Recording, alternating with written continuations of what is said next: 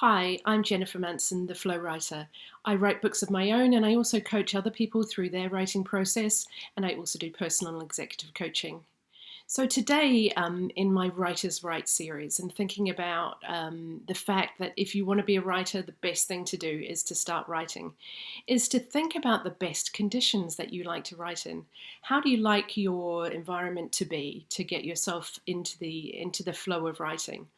What is it that do you like to have a quiet environment? Do you like to have people around you? Some writers like to go to cafes and write there.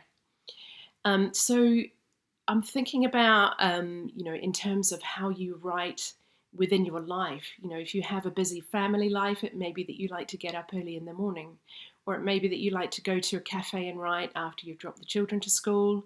It may be that you like to write in the evening when you come home from work, if you can get a quiet space at that point. So I think part of the joy of writing is that we get to choose how we do it and where we do it and what's going to suit us best. I'm working on a new novel at the moment and I haven't written for a while, so it's been really interesting to see how my process works as I figure out the best way for me to do that. I live in a beautiful barn in the Cotswolds in England and it's very quiet here, so I like to get up in the morning, think about some meditation and maybe catching up with friends, because I have lots of friends in New Zealand, so that's a good time to do that. And then once my day starts, I have breakfast, I grab myself a cup of coffee, and I sit in a particular armchair with a view out into the orchard that my barn looks out into. And I sit and write. I found the best thing for me is to think of a word count. So when I'm working on a novel, I like to look at 1,000 words or so a day. Maybe 1,100, maybe 1,500, and maybe if I'm not really feeling up to it, then maybe it's a bit less. But I have breakfast, I grab my coffee, I sit down, I might do a short meditation, and I sit in front of the page, I sit in front of my laptop, and I wait until I'm inspired with the next thing to write. I like to make a separate file for each day that I'm writing so I can look back and see how the work has grown through the time that I've been writing.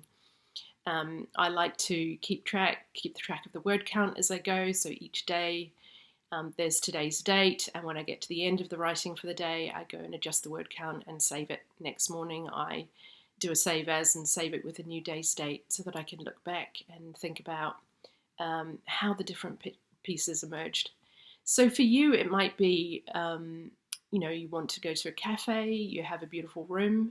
It could be that you want to set up the room with a wonderful environment. So light a candle and think about how you want the space to be. Some people like to have music. I like to have quiet, but that's mostly, I think, because it's so possible to get complete silence where I live. So take your piece of paper and think about how you like to write. What's your ideal environment? What are your ideal conditions?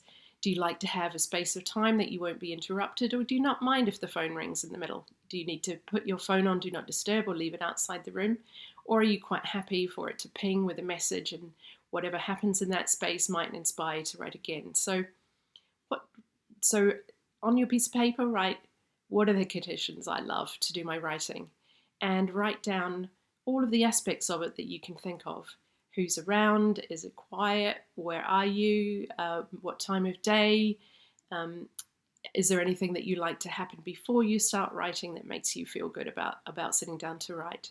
So that's your exercise for today. Writer's right. So it's really great to just sit down and write something every day, just to inspire yourself and make you feel like you're a real writer. Writer's right. So thanks for tuning in and have a great day.